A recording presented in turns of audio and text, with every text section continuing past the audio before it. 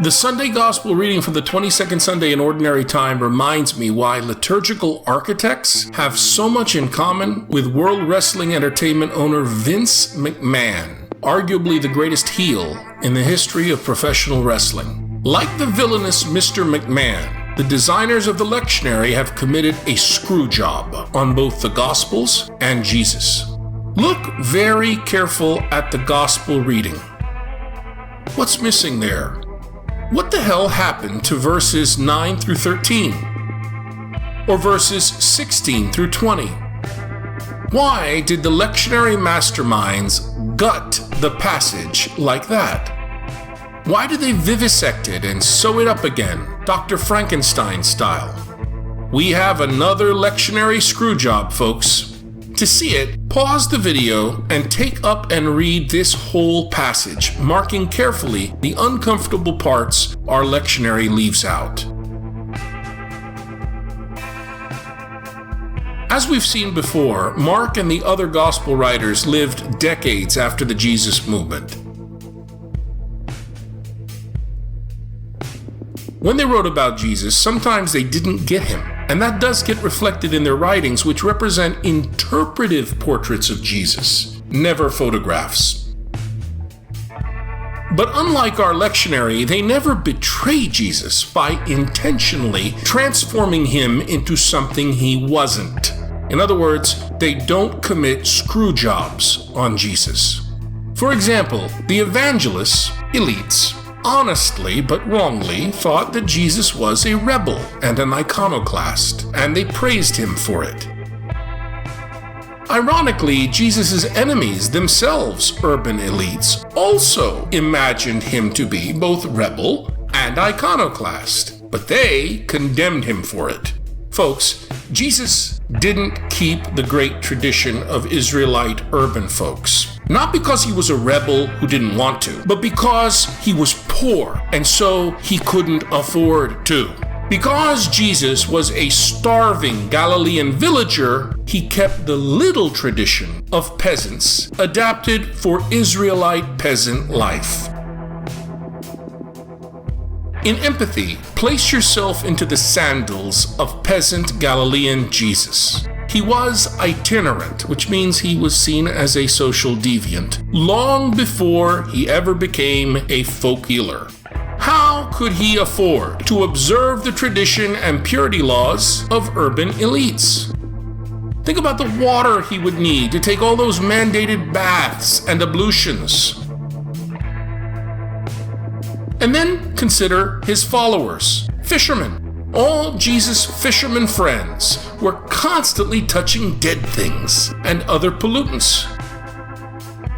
Like Jesus' urban elite enemies, his third-generation fans, the evangelists, wrongly interpret and present him to be a rebel.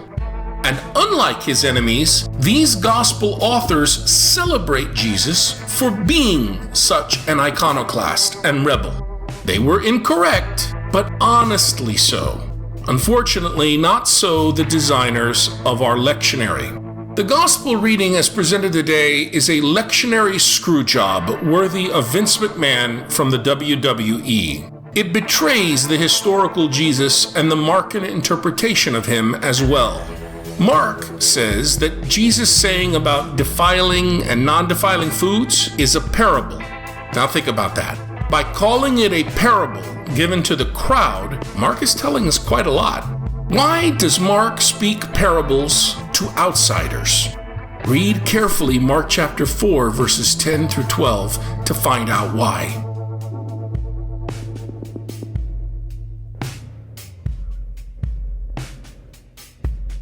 Please be consistent reading Mark, people. Why would the Markan Jesus tell the crowd a parable and then give an explanation exclusively to his insiders?